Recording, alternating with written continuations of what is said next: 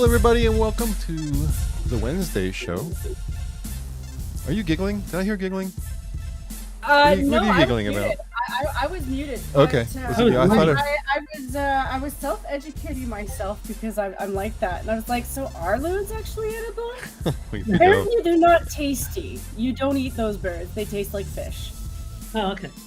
The people you're hearing, everybody, are my co-hosts, Terry D. Mathis. Hello. And Jen T. Maxey. Hello. Let's take a second before we get too far into it and say hello to everybody in chat. I see Keyradam and OG Costin, Cannibalistic Wizard, just showed up. Welcome to chat. Got a good show for you today. Got a couple things on topics here that you might be interested in. And of course, we'll probably spend a lot of time not actually on those topics. First of all is Taiwan, about what's going on with Nancy Pelosi. Unconstitutional, some comments Jen Blackie made about what the SCOTUS is doing. And then finally, holy back guano, Batman. Back roll is going down in flames. We'll talk about that as well. How you doing, Jen? Tell me what's going on. I'm pretty good. I mean, other than the fact that my heat spiked, like it was really nice all day. It was like maybe 23 Celsius, which I think is, I don't know, like maybe lower 70s for you guys. Mm-hmm. So comfortable, actually. And then all of a sudden, the last minute, it just went up to like 27. I'm like, oh, you decided to go up to like almost 84 in like an hour. It is exactly 70. It is exactly 70 degrees here right now. All right, yeah. So you kind of get where I'm coming from here. Mm-hmm. It's not just that it was comfortable, but then it spiked up almost like 10 degrees. It feels like. Yeah. Oh, I hate when it does that. It wasn't even 10 degrees. It just feels like 10 degrees. My building doesn't breathe, and it needs to be like rained on very badly. On the other hand, I've done some research of my own based off of England because, fair enough, we have a bunch of British people who follow us sometimes. And they're nice people, and you can ask them really dumb questions about their infrastructure because they had, a record-breaking 100. I think it was last week or maybe a week before that. And yeah, they were kind of surprised to go to leave their okay homes to see a wall of heat because they're not used to it. And I found out they don't have basements. Like I used to think that they didn't have a lot of basements because I do remember that they got, pummeled a lot during World War II. So a lot of their infrastructure really did change. But I used to think that they had cellars and stuff, like old ones from back a couple hundred years ago. And apparently because of their water, the way they're set up with the water and their rivers and shit, they don't really have a lot of basements. So I was like, well, yeah, I guess if your infrastructure fails in terms of your heat, like how it releases, and it's a fucking hot day, and you don't have somewhere to go to hide like a hobbit like we do. What do? Many fans. How you doing, Terry? Not bad. Not a lot has been happening. I've been playing video games and watching YouTube, much to the surprise of everyone, I'm sure. I've also been posting on Twitter. So, yeah, very diverse range of activities. My house here in Pennsylvania and my mom's house both have basements. Mm-hmm. And it kind of keeps the house cooler. Is that common in Australia, or is Australia housing a little different because of the climate? I don't think I've ever lived in a house that had a basement. Mm-hmm. It seems like that's kind of regional. Some places it's more common than others. Yeah. I've never lived in a house that had one. Just thinking on it. It really does depend on your infrastructure. Like I don't know a lot of Australia. Like I don't know in terms of like the water map or the water scale. I don't know, like where you are in terms of like if you're on the ocean line, I might not recommend a basement because that causes flooding for a lot of people. Like the water goes up. Florida is not a place I would recommend a basement to for that reason. But I know a lot of northern regions do tend to have basements, but I've noticed that like Europe doesn't necessarily have a lot of those. And some of it's, explained, like not everybody could afford one, or a lot of it got blown up in World War I and II and vice versa, past that, infrastructure's changed. But like basements went out of style. And I'm just like, really? Like I know people don't use it for food anymore. Like, well, some people do. I mean, I still stock up with food in my basement. It means I don't have to go upstairs when I have a basement. But I remember spending whole summers in the basement during like the hottest summers because you put on a couple fans and it's cold. Yeah. My house on the farmhouse has a full finished basement. My mom's house has a crawl space. In other words, you have to bend over a little bit, and it's just dirt and foundation, all that kind of stuff. But it keeps the house cooler. My house in Virginia doesn't have a basement. It has a pool. It doesn't have a basement. So I noticed there and of course, because it's further south, it's warmer. So it seems kind of funny that the house that's more likely to get hot is the one less likely to have a basement. It's even hotter down here. I do wonder about that. Like, don't get me wrong. Like, if you live in an area that's known to have like water levels that go up, I could understand that. Or if you were afraid of your roof collapsing on you, maybe I would understand that. But I don't really understand that. I'm not somebody who builds houses or anything like that. But the minute I asked that and I started asking around, I noticed that was a trend. And maybe basements aren't all they're worth, and I'm just talking out my ass, but all the great people are like, yeah, you should find alternatives. I'm like, none of you have a basement. Yeah, when it's warm outside, get down in the basement, and it's like 10 degrees colder than the rest of the house, even with air conditioning and all that kind of stuff. It's still colder under the ground. It's like it's like the reality of it is, say you live in an apartment building, everybody's fucking hot, but everybody's also aware of the guy on the basement, always cooler than everybody else. Right, hot air rises. And plus, the sun is on the roof. So I just need to dig a big hole, is what I'm hearing. Yeah. Jump in that for a while to cool down. I hate to break it to people, but like living like a groundhog works. I don't think you have to convince me or Terry, to be honest with you. Both kind of there already. Yeah. We don't live open in the trees anymore, We're not like exposed to sudden rain bursts where we're like, tree leaves, please protect us from the rain.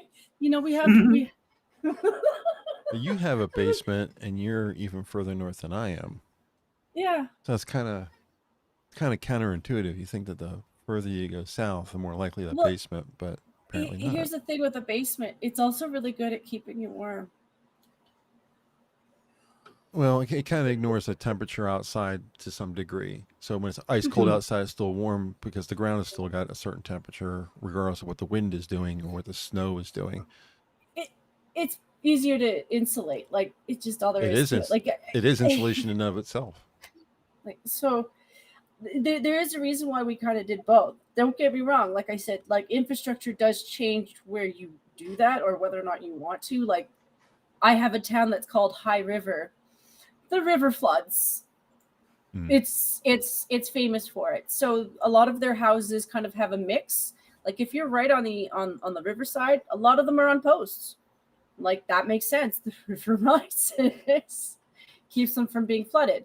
But if you live on the top of a cliff and you don't have an issue with the river, and you can build into the cliff, build into the cliff. Yeah. There are people making money off of that right now. I've got a buddy who's really into watching those shows where a guy will buy some land or a bit of a mountain and then digs out a house and then it ends up selling it for $2 million. Yeah. I've been thinking about putting solar panels on my house. They've come down so much in price, and I can do most of the work myself.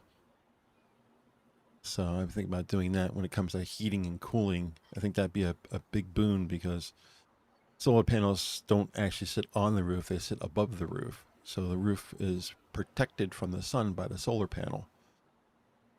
So Okay. you actually end up with a lot less heat in the attic because all the heat's dissipated by the solar panel, doing its job and having that extra electricity. It takes like 7 or 8 years to come flush with the amount of money it requires, but that's by doing it all professionally. I can find my own. There's plenty of places where you can find your own solar panels that have ratings and have been proven over time. Believe it or not, was it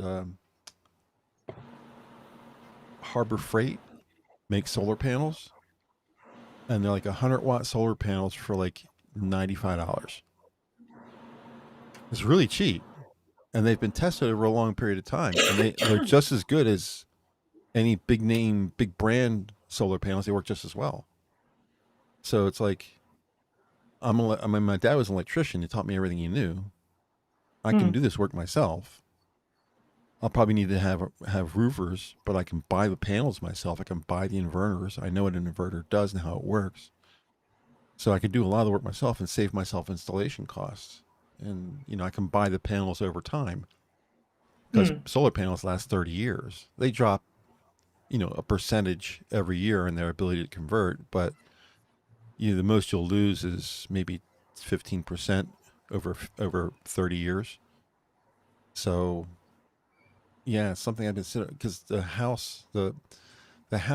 barn wouldn't be an issue. The barn's, it's too, you couldn't do it in the barn, but the house itself has got a hip roof, which means it doesn't come to a point. The roof is just kind of not rounded, but it's like it looks kind of like a soccer ball. It has, those areas are flat, but it's not a peaked roof. Doesn't come to a peak. You can look it up if you get a chance sometime on Google hip roof. So it's really kind of designed for solar panels because you're not going to have one side be in the shade because it's at a point. The whole roof gets sun all the time, and there's no trees that are really near me or the barn. Even the barn doesn't cast a shadow on the house with the way the sun moves in the sky. So I've been seriously considered doing that. We'll see if that happens though. But we should probably get on tonight's topics because it's already 15 minutes in. I know we're talking about basements. I'm sorry. It's just I'm trying to sell houses to people, and I don't even make money in that market. I'm a homeowner, so I could talk about this all day and night. But a lot of people aren't. So well, it does. Here's the thing, though. I'll bring up a topic like this partially because I know that there are people out there who do this as a living who probably understand why I have a question mark. Like, I understand water levels and table levels. I do actually understand that. Like, that is a reason why I know half the people in my city don't have a basement, because we are partially a floodplain, partially. So if they did have a basement, they would have floods. So some people have partials. They have walkouts where half their basement is part of a hill going up. But, everybody has a different infrastructure. We should move on to something else. It's just, if I put something like this out there where I know somebody more intelligent than me hears something like that, they put that on the list of things to think about, because a lot of things have changed over the last 100 years because we've been a social experiment. We have. I mean, we've been agreeing to it. Like, my dad has told me of studies that he's joined for his entire life. He's been a part of studies for his health. Things like how he's grown over the years, his height, things like that. I'm on a study right now, as a matter of fact, because of my diabetes. They're monitoring and they're paying me for it. All I have to do is answer questions every 6 months, and they're paying me for it. So it's like, okay. So you understand where I'm coming from. Oh, yeah. I will make notes of this, because even though a lot of this is a social experiment, whether or not it was a good idea or not, that's still in question. I don't know. But I do believe that there are other people out there who do this shit as a living who are like, yeah, that is kind of weird. I mean, outside of the normal reasons why you wouldn't have something, why wouldn't you have more of something? Yeah. So of the 3 topics, which ones do you want to go for first?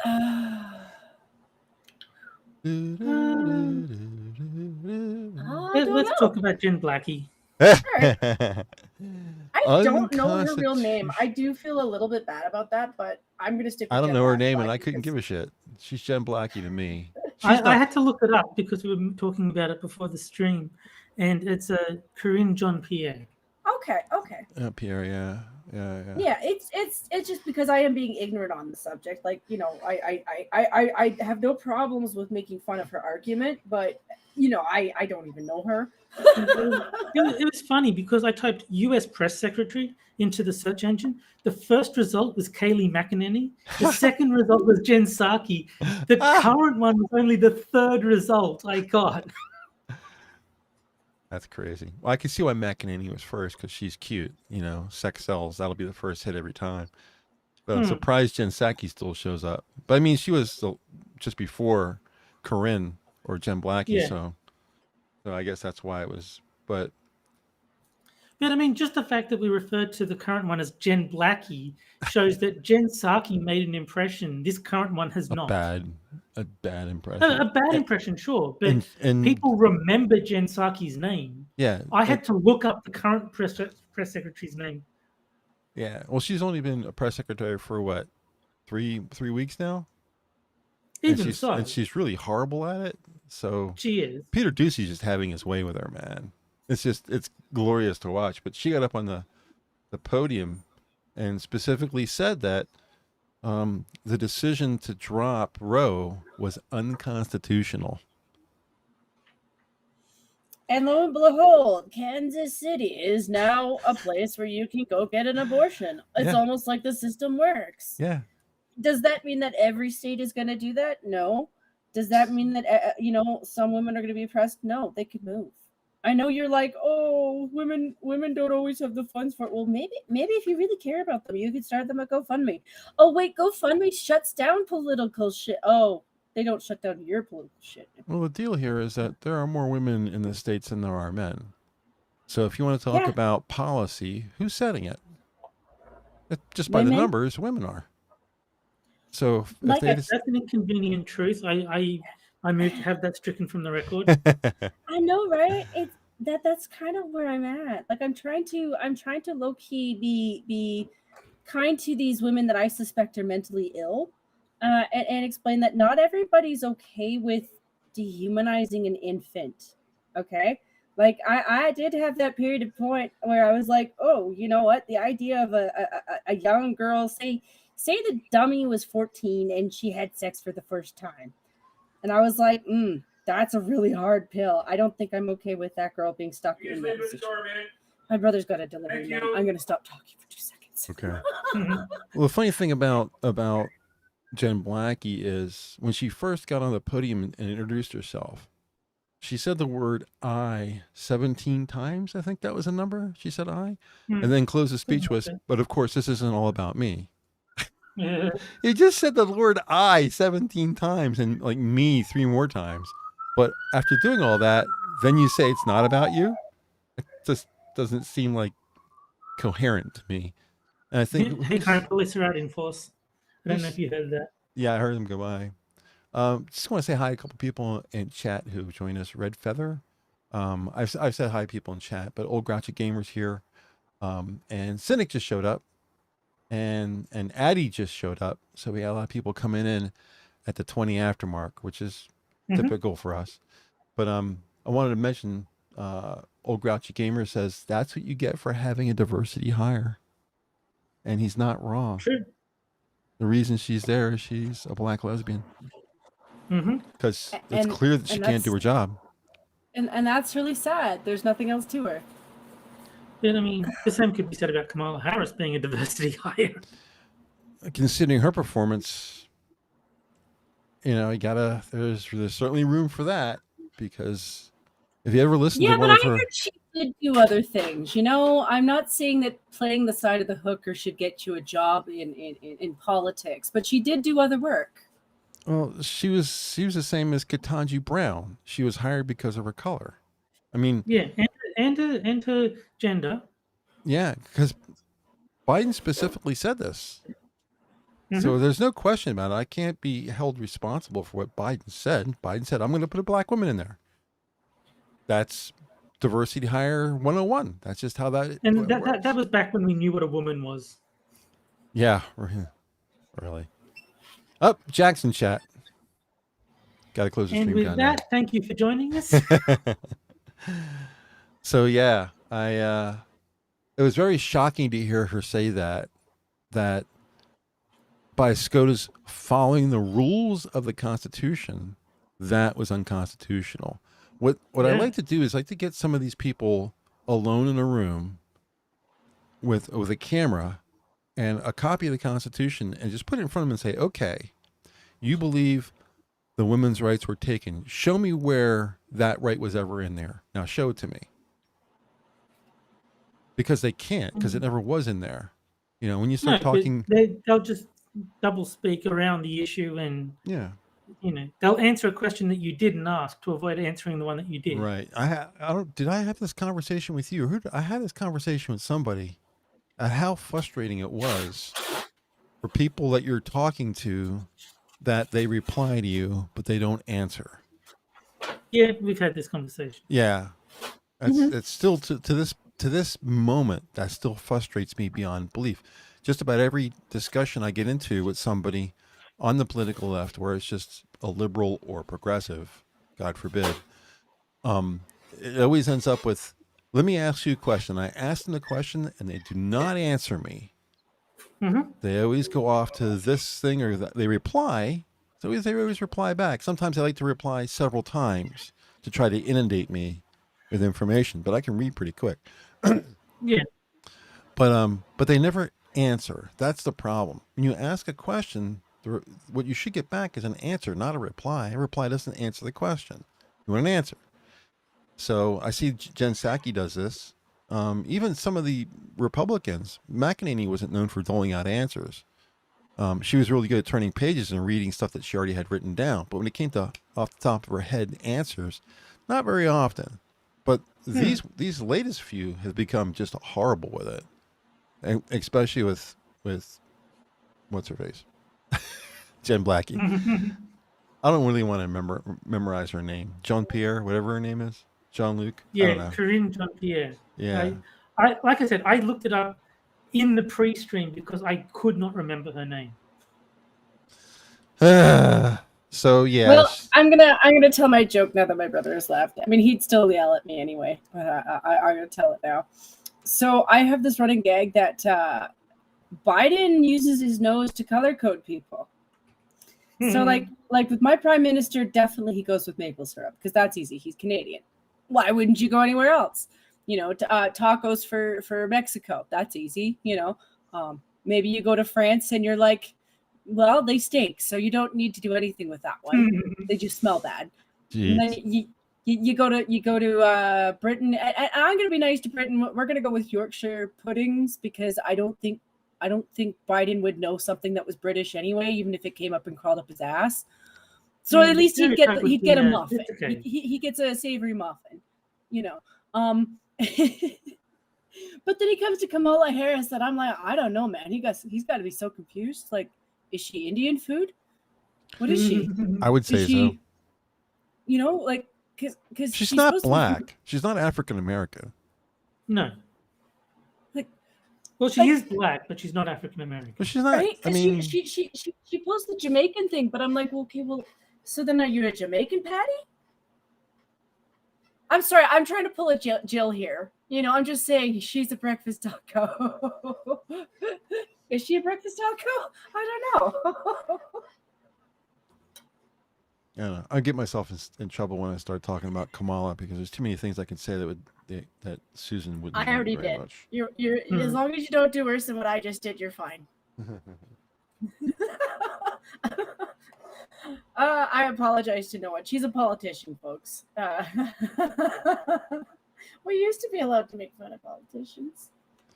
It used to be a duty to do so, but I think my prime minister voted for your president 3 times. That's yeah, I wouldn't doubt it. Everyone else has too. You don't have to be a citizen. Red Feather in chat says it must have been terrible for Biden to have COVID and not be able to sniff people. Right. That's terrible and funny. And probably true. He got Omicron. Omicron's loss of smell and taste isn't as debilitating as it was for Delta. Delta, your smell and taste was gone, man. It was completely gone. It was gone for a long time, but Omicron Well, then I isn't quite as definitely never bad. got Delta because for all the times I've been sick since COVID became a thing, Hmm. never once have I lost my sense of smell or taste. So if I ever caught COVID, it was the Omicron. If I lose sense of tell, I've had this happen to me before. When I've lost my sense of taste and smell, it's because I'm on antibiotics. Certain antibiotics Mm. do that. Like vancomycin does it. Or all the mycins, erythromycin, vancomycin, all the mycins, they all take away my taste and eventually Okay. my smell too. So I've had to be on many of those before. When I had my feet worked on, I was on erythromycin, and when I had problems with C. diff, they had me on vancomycin. So I've certainly at least 2 or 3 times have been gone for maybe 2 weeks with no taste. It sucks because everything's like cardboard. You can't taste anything. All you can feel is the texture. You'd be surprised at how bad texture feels when you can't put a taste to it. Mm. You know, Mm-hmm. you eat steak and it's like eating wet cardboard. It's just terrible without the taste. Ugh. I know. I know. The only thing I can really eat that was okay was fruit. Fruit's so strong. You know, the sugar is so strong in fruit that you can still get an idea of what it tastes like. You'll get through it to some extent, but Is that a loss of smell too? Like not yeah, just the taste? no, Okay, yeah, both. yeah, because both The at the two same are time. related. Yeah. Yeah. If So you lose your sense of smell, you lose a lot of your ability to taste just as a natural consequence. even when So it comes back, it doesn't come back quite the same as it was before you left. It's like you're when you lose it and it comes back, everything doesn't taste quite the same. It's like somebody who smokes. If they smoke and they quit, suddenly the food tastes the way completely different because they don't have the Mhm. nicotine in their bloodstream and all that. So they've cleared up Hmm. and got rid of all of that. So all the things that they eat no longer have the same taste because smoking changes your taste. You hey, might this food doesn't taste like tar anymore. you might get this one. So recently, because my brother is type 2, Hmm. we've been buying foods for him that are okay for type 2s. Like, it's all diabetic stuff. And Uh-huh. the realization of the differences between sugarless pudding and actually cheap pudding. I was never really a big fan of pudding to begin with Hmm. because I actually prefer homemade. It's one of those things where you realize there's a difference in texture. And Jello, like the pudding mix, is disgusting. I've never liked it because it tastes like powder mix. It tastes like powder mix. Um, but the diabetic stuff, he got the Cozy Shack stuff. I'm Okay. like, oh, it's real pudding. It's lower in fat, so it's not as sweet. That's fine. That's what he's supposed to go for anyway. Um, but it tasted like real pudding. Jello, because they're the only other ones who really do diabetic outside of like the diabetic guys like Glucerma and those guys. Uh-huh. And I'm just like, it tastes exactly like moist powder. I'm like, why moist powder? It's like moist dirt or like moist sand. Yeah. It's an oxymoron It's like eating in baby your powder. mouth. And then I imagine that without like taste or smell, and I'm just like, no, thank you. Does he have problems with false sugars? Can he handle like sorbitol, mannitol, So I'm a little. Splenda? So with him, I'm a little bit confused with what he's supposed to be doing. Like he is taking insulin now, like he's taking shots and stuff. So my understanding is it's a different thing with him, but he's still trying to watch his diet. Like he's still trying to lose a little bit of weight at the same time, just because like the That'll two things help a are still, lot. it's still relative. But Healthy at every size, Jen. Stop being fat phobic. well, he's heard me declare many times that I wish that were true. I wish 100% it was true. Because if I knew that he could be his size and get up and run down the street the way he used to be able to do, because he was big and able to do that. 10 years ago, he could run down the street and have no problems. I was It type doesn't 2. last forever. I was type 2 diabetic. I took Novolog, the same pen he's probably using. Mm-hmm. Yeah. So it's just a matter of setting units to keep your blood sugar below a certain level. That's what type 2 Yeah. is. So It's not that tough. People think that dealing with type 2 it's annoying. You have to check your blood sugar 3 times a day, and you kind of have to fast before each one to get a good reading. But if you are over by a certain amount, you just dial the pen to the number of units that correspond with that, and it's just ping pong done. No big deal. With him, he's got other problems. In all honesty, that's just one thing on the list. Yeah, tell me about it. I think the Red Hot Chili Peppers had a cure for diabetes. They had the blood sugar sex magic. So the number the options are Taiwan and batshit. So Taiwan is at least funny, and I've got I've got probably about 3 theories. One, China. So China Taiwan is the option we're going to go with then. Yeah. Okay, let's go. Okay. Let's go with Taiwan. I'll take Taiwan for 100. Are you okay with that, Terry? I just kind of took over there. Yeah, I don't care. Terry does I'm not care. talking about either. Okay. I didn't want to be that mean. I'm like, I'm still rude sometimes. I'm supposed to be not that rude. My mom's so disappointed. I mean, I picked the first one. You can pick this one. All right. Red Feather says, Jen, I hope your brother is doing better. That's very nice. He is. I do think he is, and I don't like talking about his shit because he doesn't like me doing it either. But it's just he's got an upward battle, and I just hope our system shows him real support because he needs a little bit more than what he's getting. Like he's got the money. He needs a big scary military man to yell at him a lot. Yeah, he can come here. It'll cost, but we'll get him what he needs. Mm-hmm. That's usually what happens. If you're diagnosed with something in a country that has quote unquote free healthcare, getting that free healthcare can be a challenge sometimes. I mean that's what happened with Lauren Chen. Her dad had a problem with his liver, I guess it was. His kidneys or his liver or something like that, and they scheduled him 7 months out to get surgery. She was just too impatient. She couldn't wait. And I think it was like cancer or something like that, something pretty serious. And she was like, "Go fund me," and came up with some money, and she brought him to the States and got the surgery in a couple of days. Mm-hmm. Yeah, that's how we roll. See, the problem with my brother is I think it's more complicated. I think he's got a series of a lot more problems.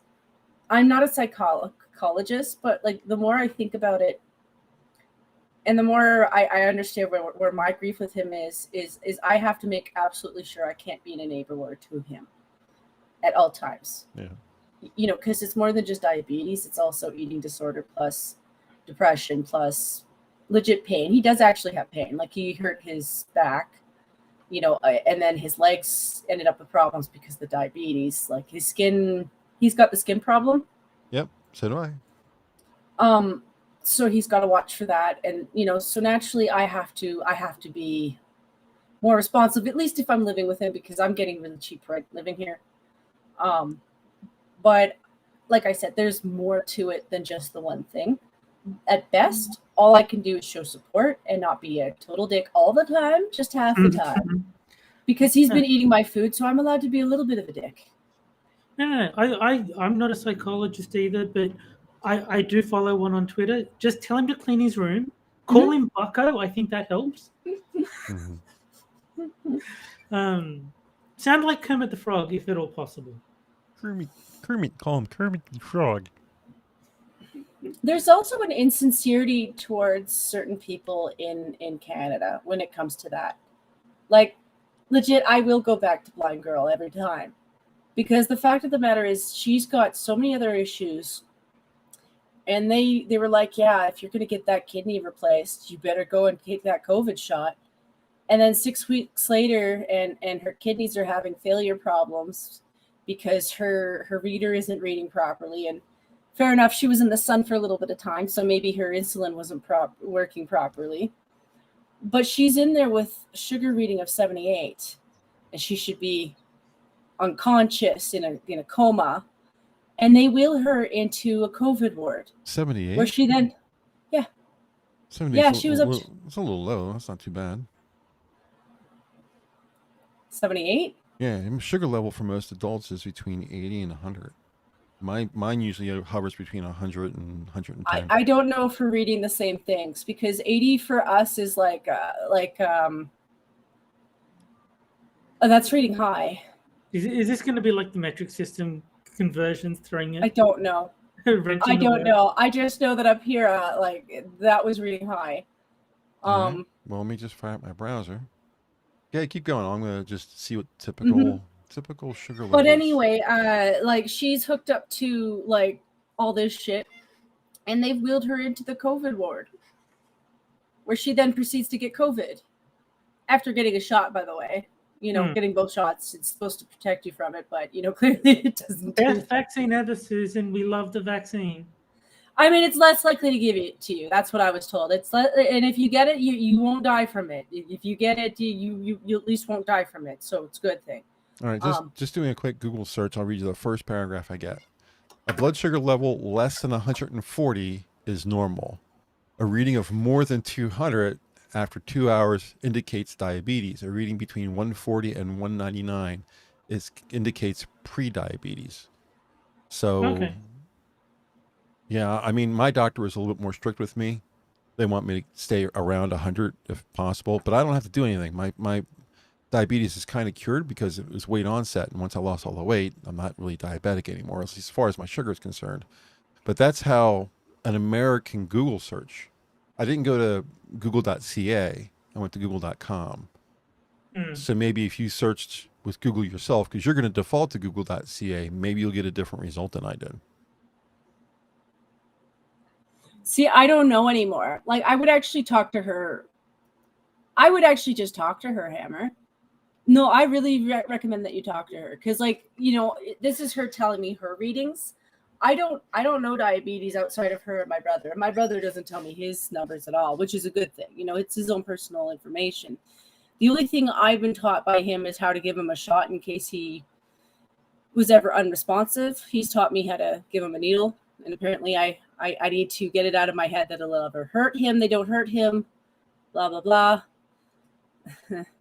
If my blood sugar was as low as what her high is, I would be close to being unconscious from it being too low. I've gone into sugar shock where my sugar level's been so low that I start sweating and you lose kind of your awareness and you thrash. Yeah, I would talk.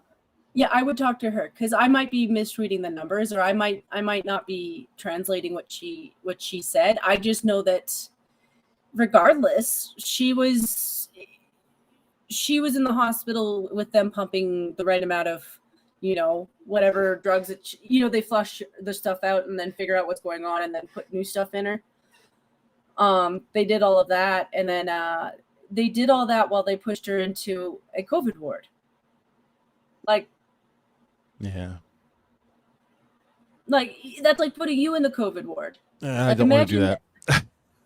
You could understand where I'm just the two things were just even if she was just there for a checkup, even if she was just there to deal with her feet, because she tells me about that all the time too. She goes in and they do the peelings on her feet, or they clean off calluses, that kind of stuff. Even if they'd done that in the COVID ward, I would still be very, very upset. Because she has so many medical problems. Red Feather is confirming that it's measured differently in Canada. That's why there was the confusion. All right. Well, I went to google.ca just to check, and they kind of said the same thing. So maybe it's something else. But my favorite. I would rather she tell you, because at least then she's educating you on our stuff, because you talk to a lot of Canadians. And here's the thing, diabetes is cropping up a lot. If ever there was something that you might consider to be a plague right now, it would be probably diabetes. Yeah. My favorite founder is in chat. Reject has stopped by. Reject. Hey, sweetie. Yeah, I saw her too. Yeah, I mean, I don't know how this is all tied into Taiwan, but yeah, we deflected off. I didn't even mean to, because I was about ready to go into Taiwan too, because I have 3 theories about Taiwan. That was Red Feather's fault. She asked about Jen's brother. Because he's diabetic and okay, right, yeah. Gotcha. So, what are your 3 theories about Taiwan? So, my first theory is probably the one that's going to happen, which is nothing. Because my second two theories are implying that World War III might happen. I don't know. So I'm aware of the fact that many people in the U.S. don't give a shit about Pelosi, but politics are still politics. I don't know how that goes for you guys. But if China were to do anything, it would still cause them problems. Like, as much as they're like, yeah, we're super duper strong, how many other enemies aren't you who would gang in on them right now? I don't know. Like, that's one of those atmosphere things where I don't know what they're reading. I don't know what the U.S. is reading. There are smarter people right now who are reading into that. I don't necessarily know that China would do anything. No, look, if you want to invade China, all you need to do is put Winnie the Pooh on all of your stuff, and they'll be like too scared to interact with it because Winnie the Pooh is not allowed in China. So that's it. That's your psychological warfare. You just Winnie the Pooh everywhere, and you win.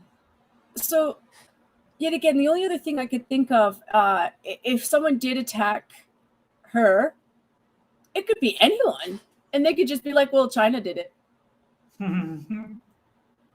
China did it. I don't think that would happen. I mean, you guys would figure that out. You're not stupid, but I'm of several minds when it comes to this, because China should not be dictating where Pelosi. What's her first name again? Nancy. I called her Jen. I have Pisaki on my brain. China shouldn't be in the position of telling her where she can go. So I'm that way. On the other hand, if she starts World War III, of all people to be responsible, I mean, she's not even aware enough to understand that she is going to take that chance. So I'm like, you shouldn't go, but they shouldn't tell you can't. So it's like, Now there is a third, and it's still not a good option, and it's not a good happy thought too. Nuke China. But I could see something being pulled like a Hillary Clinton, like a Benghazi, where it's another, I don't know what happened there. That's another one of those moments in life where I remember it being sketchy. But I could see something like that being pulled too. And I don't know how that reflects to you guys, because Terry, not at all, because he's like me in the sense that, like, that didn't mean anything to me. Like, I know it was really important. I know it was a bad thing. I do feel bad for the men in that car. I remember those guys. Believe it or not, I do. But I don't know what that would do in terms of your politics, because I know a lot of people who are like, I don't really want to start a war with China. I do not like China. I don't. I really, really don't. But I don't want to start a war with them either. I don't think we're in the position to do it anymore. I don't think we have the fighting manpower or the budget to be able to sustain a war with China. You guys have the most diverse military that you've ever had in history. Yeah. So I think you've got this in the bag. That's exactly the problem. We're so worried about diversity that we're no longer a fighting force. So I used to have a lot of confidence in our military. I got in arguments with Claudia all the time about, she has a tendency to talk tough, and I used to give her crap like, listen, if push comes to shove, we're going to be saving your ass. You're not going to be able to stop anybody, but now I'm beginning to think that we can't stop anybody at all. No, but Australia is still way weaker than the US. Yeah, but I think if China came after you or us, we wouldn't be able to stop either one. I mean, that's at one point I thought we were pretty much invincible. If they came after us, well, they're just dead. We're light years ahead of them in technology, but that's not necessarily true anymore. And they've built up their military, and we're worried about diversity. So I don't know. I think we're in trouble. There's also, I wouldn't be surprised if there isn't a question of a little bit of a push to do something now as it is, because the world is on the verge of population depopulation, and some of that is natural, and some of it might be due to world leaders being really irresponsible on purpose. I 100% believe it's on purpose. Because elderly are at that point where, yeah, I think a lot of people are going to disappear from our lives. And I know that because, like, I thought the population was a lot higher than it was last year. It has, I don't know, it feels like it's gone down. Mm-hmm. But then also, I look around and I'm seeing all these seniors who are, like, not just in their 80s, but not doing really well. And then I look at our elders who are in their 50s and their 60s, and I'm like, you know what? You guys talk tough, but you're not doing well either. And then I look at our kids who are like, okay, yeah, let's take more than 2 vaccines ever. And I'm like, I hate to break it to you, but a lot of those testings that they do on mice, they do it multiple times.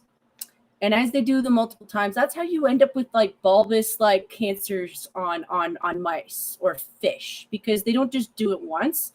They do it over and over again to see how long it takes you to have problems.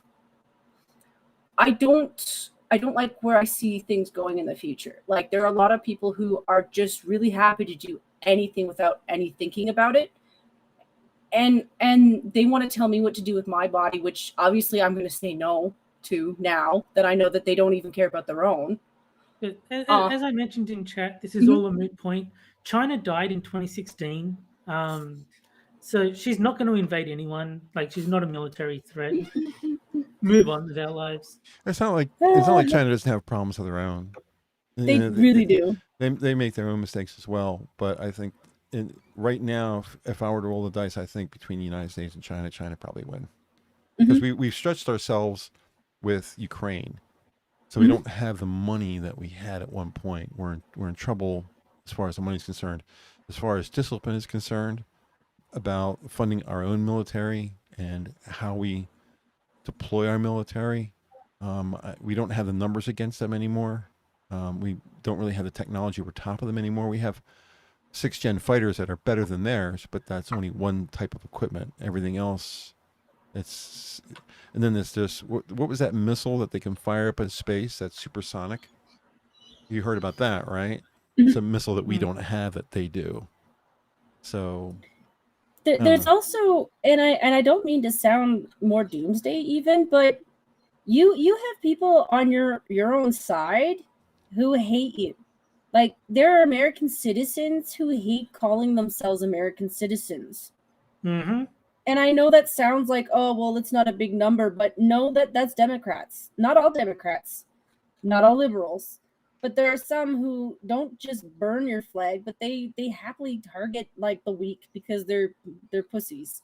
I want to see that fight. Well, I think there'd be a lot of people who would defect to the communist invaders first chance they got, like, because they hate capitalism in America that much.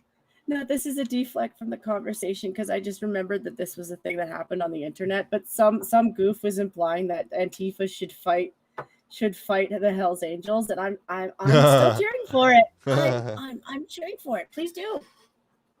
The thing about Antifa is it's a global terrorist organization. It's not just in the States. So if they get into a fight here... When he says terrorist, he means anti-fascist, Susan. We love Antifa. Yeah. So if they need to pull resources, they have worldwide resources to pull from. So the Hells Angels is just a local group, you know. Of course, they're much. I don't think Antifa stands a chance against the Proud Boys, let alone the Hells Angels, you know. But there's a lot more. Get the IRA involved. Get some proper car bombs. Yeah, going. really. I mean, they couldn't handle themselves against World War II vets, and they're dead now. My understanding, the last one died. Rest in peace, sir. But he'd still win in that fight. I'm just saying. Well, we got 10 minutes left. I guess we could probably talk about the flop that is Batgirl. Guano. I know literally nothing about it, so that should tell you everything that you need to know. Batgirl, a DC character, had her own movie, and it's made, it's finished, and it's in the can, ready to distribute. And HBO has decided not to do so. The film cost $70 million just for the film itself, not marketing, which they haven't done. Pocket it's change. It's estimated that the total bill would be $120 million with marketing, and they're not releasing Money it. well spent. Money well spent. It is. I don't know why, but my guess is it's awful. I would imagine so. It's coming from a modern day comic book company. It's guaranteed to be garbage. Well, I mean, it's DC, and I don't know if you saw the Batman, the latest iteration of Batman. That was a good movie. It was probably one of DC's better movies. I did see Joker. That's the only Batman related movie. Joker is that a I've good seen. movie too. It's a little dark, but that's DC. Everything on DC is a little dark. Yeah, but I'm just saying, like that's the only modern Batman related movie. Did you see the original Wonder Woman? Nope. Oh, that was another good movie. It was good. It wasn't great, but it was good. They trashed the second one though. No, the second one was horrible. Not counting Joker, I haven't seen a Batman movie since Batman. No, what was the second Joel Schumacher one? Batman Returns. Batman and Robin. Batman and Robin. Yeah, I don't remember the order. That's the last Batman movie I saw, not counting Joker. There's Batman, Batman Begins, Dark Knight. Oh, I did see the Dark Knight. Sorry. Yeah. I liked it, but only because of Heath Ledger. Mm-hmm. Like, I could not stand Christian Bale. Heath. I always miss. Is it really because of the voice? No, I miss Heath. Like, yeah, I miss Heath. He was a good actor. He was in one of my favoriteest movies of all times, 10 Things I Hate About You. That was a great movie. Wasn't it just Taming of the Shrew? Like a modern day retelling? Yes, that's exactly what it was. But his is kind of like a little bit of an odd tragedy, you know, because I think my understanding is he just got too into the role. Yeah, it was a mental issue. He just went overboard with Joker. I mean, it's not like he didn't have a fantastic performance, but it cost him because he couldn't handle it. He ended up killing himself. But like, I tried watching Batman Begins, and Christian Bale just ruined it for me. And Dark Knight, I could only stand because Heath Ledger was that good. Yeah, like he saved the movie from Christian Bale. The best part was the pencil scene. The magic trick. You want to see this pencil disappear? And he puts someone's head down on the table and puts the pencil through their skull. Ta-da! But it's kind of true, though. The amount of people who can point out just how annoying Christian Bale's voice whenever he was Batman was, like the super deep shit he was trying to pull out. I get he was trying to hide his voice, but it got annoying. It just got really super annoying. Yeah. It's a little over top. I'm not a huge DC snob. I'm just the opposite. I'm very much a Marvel snob, but I do appreciate the DC movies for what they are. You really can't compare them to Marvel. It's a whole different atmosphere. Marvel has a lot more depth than DC has. DC has 5 people. That's pretty much it. Most people don't know anything beyond that. Half of the people who saw Batman and Robin were like, who's this Mr. Freeze guy? You know, kind of deal. But Marvel can pull on all these characters, are all relevant. Everyone knows who they all are.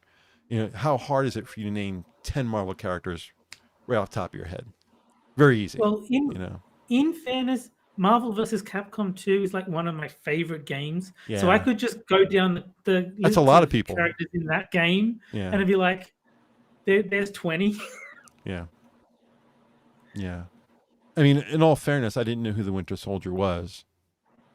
You know, I knew of the Falcon. You know. Yeah. I don't know the storylines. I just know like there is a character named Juggernaut. I know what Juggernaut looks like. Yeah. I don't know his real name, like his like civilian name. Yeah, I don't know. That was a Sony powers. That was a Sony thing, though. Juggernaut and the X-Men were all Sony stuff until recently. So, but like I don't know what his special abilities are besides, I assume, being strong. Like I know nothing about the character. I just know he exists. Once he's in motion, he cannot be stopped. He is the Yeah, nothing can stop him. You could put a huge wall of adamantium in front of him, and he'll go through it. Nothing can stop him. So But that's the- his whole thing. You know, the irony of this whole thing, you know, and holy bat guano, is they finally get to a point where they've made Aquaman somewhat popular again, because he's never really been popular, because he was kind of, I remember a really long period of time when Aquaman was shat on all the time because of the whales. Well, He's gonna, and he was a god. Like I know he's actually probably a really strong character in reality because he's the god of the sea. But there was a period of time when DC shat on him all the time. The comic book really, the choice of colors in the comic book really screwed him, because he's yellow, orange, and green in his outfit. I mean, it's as bad as the X-Men with the yellow and black. You know, it's the same idea. Marvel made that same mistake that they did with Aquaman.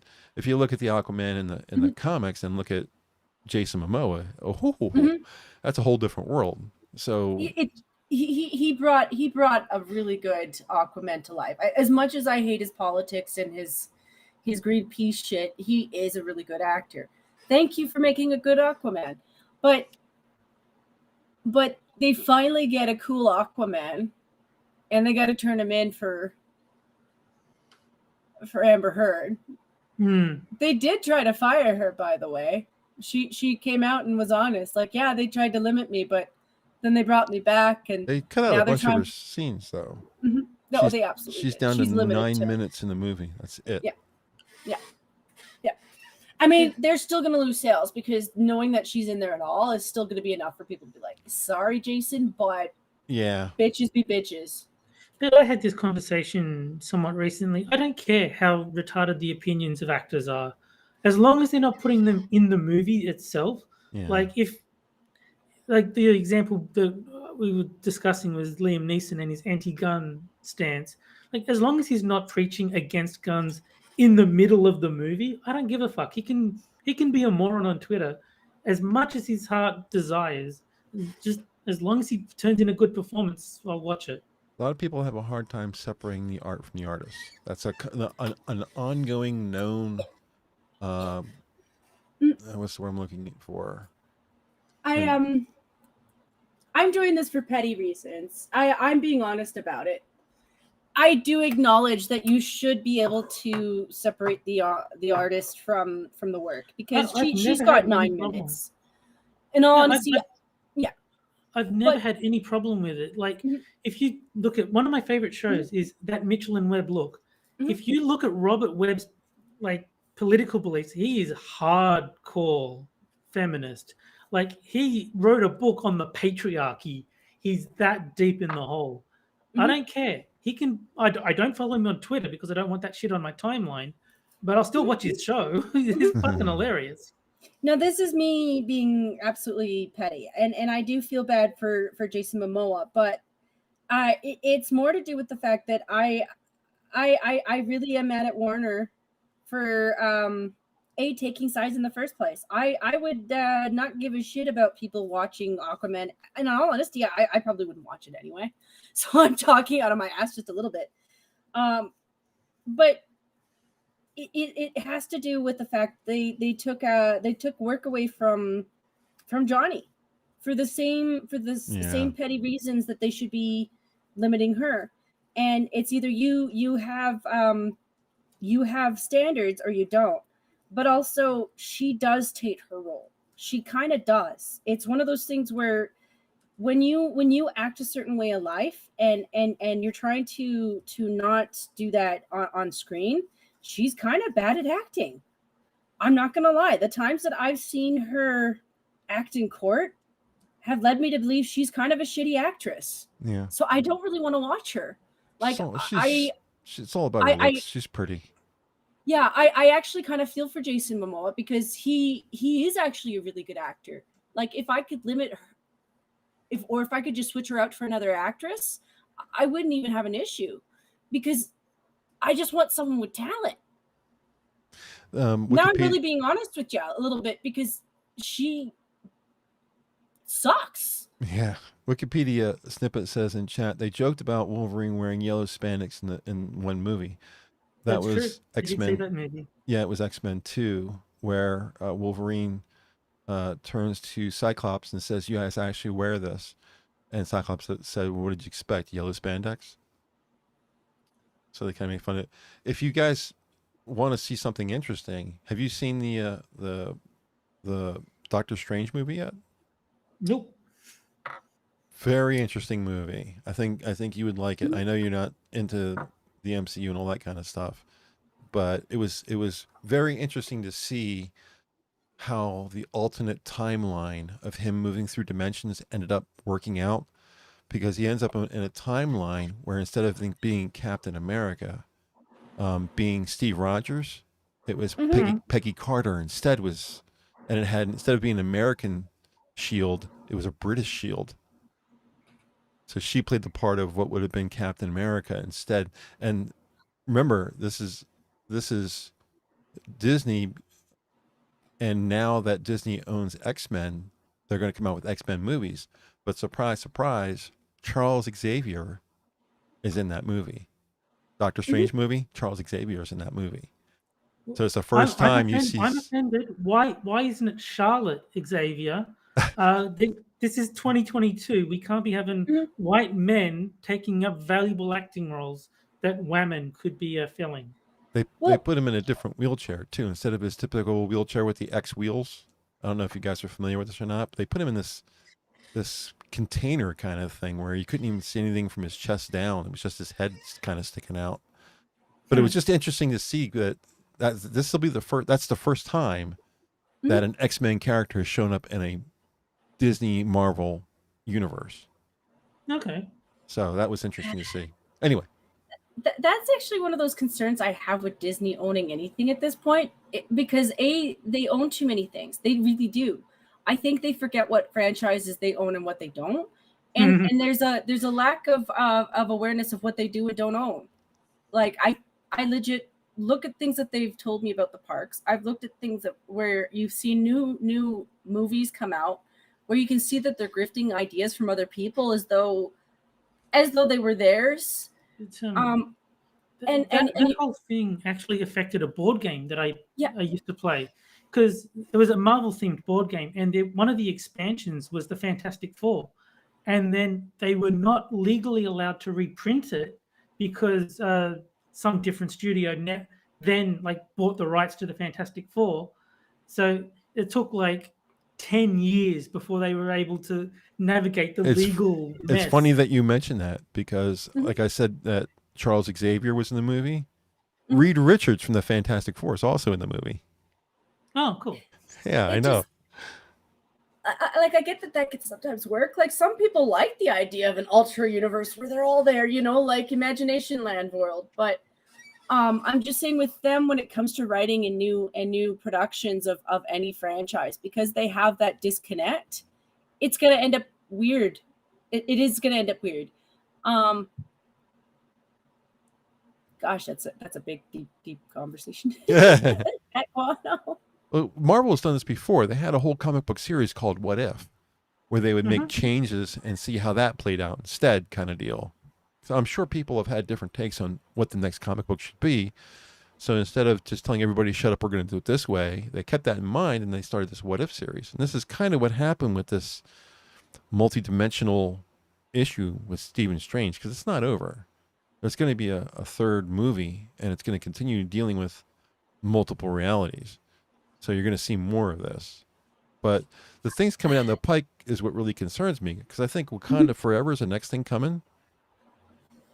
Or, yet again, I'm gonna say what I said on Pat's channel, is that a lot of people who are pushing the new movies, the new storylines, don't do any of the research about the people that they're talking about. Now, in all fairness, I would be happy if they presented a hero from Africa, a female or a male. I actually don't mind. That part doesn't bother me, because they do this thing where they're like, no stories from Africa, they don't exist. But the first person they pick out of Africa, and to be fair, she was a prominent figure. She was a major slave trader. The movie looks amazing. Yeah. But I highly doubt they're going to be honest about what she actually did, because she was fighting that war so that she can continue to sell people. Well, that Black Panther's sister, the little sister who's the technical whiz, Mm-hmm.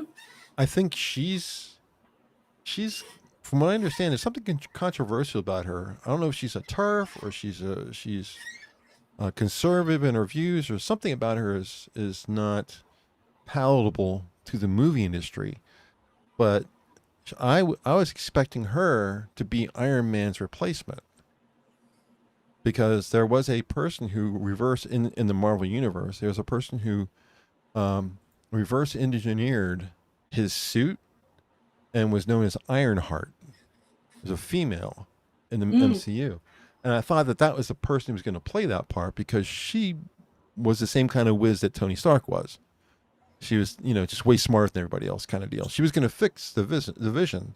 That's how good she was. She was actually going to fix him, even though Stark created him, along with Bruce Banner. She was going to be able to fix him, or she was going to try. So she's up there on his level, and no one else really is. Even Bruce Banner's not really up on the same level as Tony Stark was. So I thought she was going to be the next I thought she was going to be an Ironheart. I haven't really seen that's going to happen now, because they don't like the actress. So I don't know. I'm just concerned about the direction, because seeing the TV show with Wanda, and the TV show, and then how that played out in Doctor Strange, I don't really see much coming down the pike that I want to see. Mm-hmm. Like, the writers are lazy. They don't really know they don't really do proper research. It's become woke. It's become hard woke, and people are not. People don't want that. Get Kelsey Grammer to play Beast again. I liked him. He did play a good part. I stand by my thinking. It's really depressing to know that they feel that way. I'm gonna say, I remember watching a documentary back 10 years ago, and I thought this 10 years ago, and I direct my fingers at somebody like Jane Good.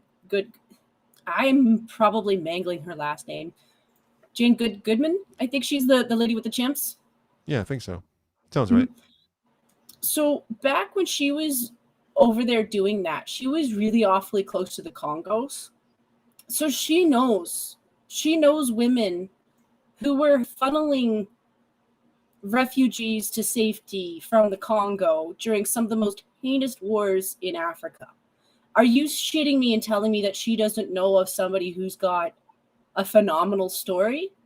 Of course she does. Jane Do you Goodall think she's gonna is her name. Goodall. Yeah, I knew I was mangling it. I knew I was. I feel bad because she, as much as I think she's a fuddy-duddy, I think she is a fuddy-duddy. As if she doesn't know lists of women who've done things where they've maybe even sacrificed their lives, and their stories are never going to be told. And that old lady's going to die knowing that. And I'm sorry. I'm sorry, liberals, but I do put her in a weird pedestal because she's done great things, but she's doing a disservice by not pointing out to a lot of these stupid liberals that actually there's lists of Black people that you could do stories of. Just do some fucking research. Like I'm talking about that documentary because there were women who died funneling out refugees when they were cutting off limbs, when they were, you know the stories that came out of certain countries in Africa when they were going through civil wars. Like, they're still going through civil wars. And these people are like, the conservatives don't care about Black people.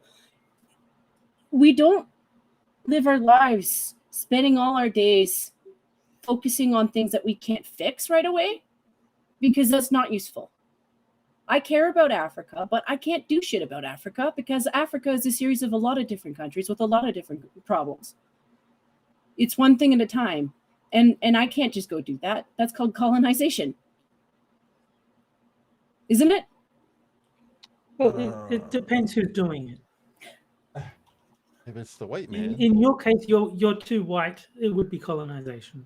So all I can do is maybe once in a blue moon, I look up things like donation funds, and I really do my research to hope that maybe that kid that I'm maybe helping with cancer gets money. But the problem is I remember in the 80s, and I remember in the 90s, and I remember in the 2000s, and I remember in the 2010s that a lot of that money just didn't go anywhere. It didn't go to them. They didn't get help. It didn't do shit. So it's more complicated. It's a lot more complicated. So maybe we reflect on our own neighborhoods and we're like, maybe we can fix that. Well, no, we can't do that either because we're racist if we do that. So I'll just do my best. How about you? How about you guys? Taiwan and holy bat guano. No, I think we've spoken about everything. We've hit all the topics. Yeah, we need better authors. We need people who are like good at writing. I wish I was better at writing, but I write shit backwards. Well, yeah, we finished the regular topics tonight, and it's 10 after, so I don't want the show to run any further than needed. But do you guys have anything else you want to? I have one question for Terry. What is actually hot in Australia? What do you guys consider to be hot? Maybe starting to get into the low 30s, sort of like 32, 33, starting to get very hot. I would certainly be uncomfortable if it was, too much over 30 degrees. Celsius. Yeah. Mm-hmm. But I don't know Fahrenheit, so feel free to convert that into American. Probably 80. Yeah, it's in the 80s. Yeah, that's just a guess because I know what comfort level it is. And when it starts to get to the 80s, you start getting a little hot, a little sweaty. Yeah. So why? I think there's a proper formula, but the shorthand I think I remember is double it and add 30. So 30 would turn into 90. Double it and add 30? That sounds like a good... Yeah. A good ballpark figure. It's not an exact... Celsius and Fahrenheit aren't the only two measurements for temperature anyway. Personally, I'm a big fan of Kelvin. I think it sounds cool. I mean, you could, but Kelvin is not really useful for measuring the weather. No, it's not. The weather would be like 218 degrees. Kelvin would be like 90 or something like that. It's really crazy. But yeah, my whole week has been perfect weather for Terry then, because like I said, the hottest was 32. Mm-hmm. So I'm doing my best to not be a little bitch because outside of UHammer, most of my American friends aren't in happy places. I think the worst place I know at the moment is Arizona, but Florida goes into second because they have humidity. Oh yeah, they have the humidity. I mean, you can be a bitch about the weather. Like I would complain vociferously if it was 5 degrees, and there are people who would be like, "Why?" Because to them that's not cold at all. Yeah, everybody has their own internal thermometer for what they think is cold. I'm a lot more susceptible to heat than I am cold. If it's cold outside, it doesn't really bother me. But when it starts getting hot, I can't handle it, especially hot and humid. The company I used to work for had a satellite office in Florida that I had to visit on a regular basis. And walking through Florida in the middle of summer is you're like almost underwater. It's so oppressively hot. That's so gross. You just want to shower the entire time. Yeah, but I mean, you take a shower and you never actually dry off. You remain wet. It is oppressively hot. And I mean, I like I said, I spent time in California and Texas, and they all had their different feelings for heat. I had almost no problems in Texas, especially the area. I was in Austin, Texas, for almost 3 weeks. And it was hot, middle of summer, but I really didn't have a problem because what they say is true. It is a dry heat, and there was always a breeze. All the time, it was always a breeze. Even at night, during the day, in the morning, didn't matter. It was always a gentle breeze at all times. So it would whisk the body heat off of you into the air. So air in motion has a cooling effect. So even though it was 107 degrees outside, as long as you didn't have anything exposed to the sun that you would burn, then you'd be okay. But you see those almost nobody in Texas has a black car because they get so hot that you couldn't actually get in one. You'd kill yourself. There'd be like an oven. Yeah. But then I was out in Carlsbad, California for over a month, setting up a satellite office for our company out there. And even when it was hot, it was being a coastal state. There was so much cool air coming in off the water You didn't seem to get that in Florida. Florida was stagnant, but there was a lot of movement of air coming in from the water. So it would be kind of cool in the morning. Even on a hot day, it would start off really cool in the morning. And then the wind would kick up in the middle of the afternoon, and it would keep everything from getting too hot. It's still a bright sun and all that kind of stuff, but it was a whole different thing. I have really had the hardest time with Virginia than anything else. So I'm laughing a little bit at Mr. Adam because I hate to break it to him that a lot of these documentaries I've been watching lately were featured in like the 70s and the 60s, and a lot of that hairspray was used by men. I'm not saying the women didn't use majority of it because they had longer hair, because they did. But a lot of those men hairs. Men? Yeah. Look at those hairsprays for a lot of those men in their 40s, and yeah, they're using hairspray. I grew up in that time period. I don't remember anybody in my high school or college ever using hairspray as a guy. You don't see guys with their hair teased up, and you're like, that's hairspray. That's gel. That's hairspray. Gel, not spray. The music industry.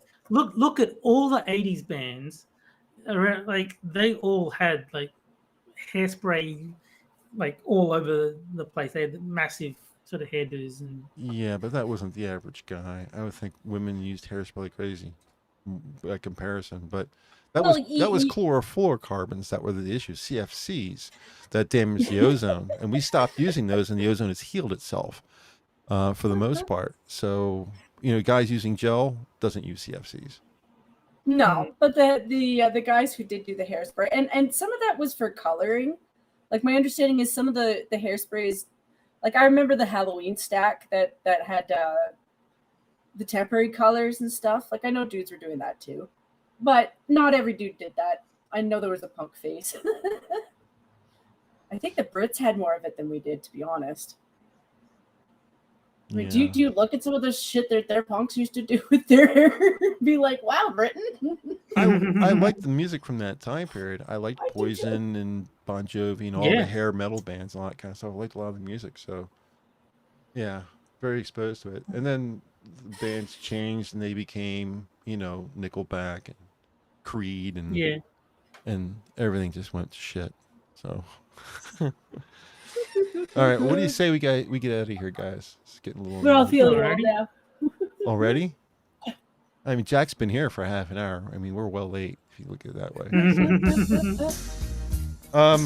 Thanks, fam, as always, for chatting with us tonight. If you can't wait for the next Wednesday show, remember the Minions are live every evening, including weekdays, with most shows starting at 11:30 p.m. Eastern, 7 days a week.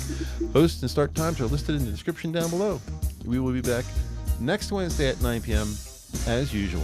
I hope you guys enjoyed the show, and we'll see you again next week. Have a great night, everyone. Bye, guys.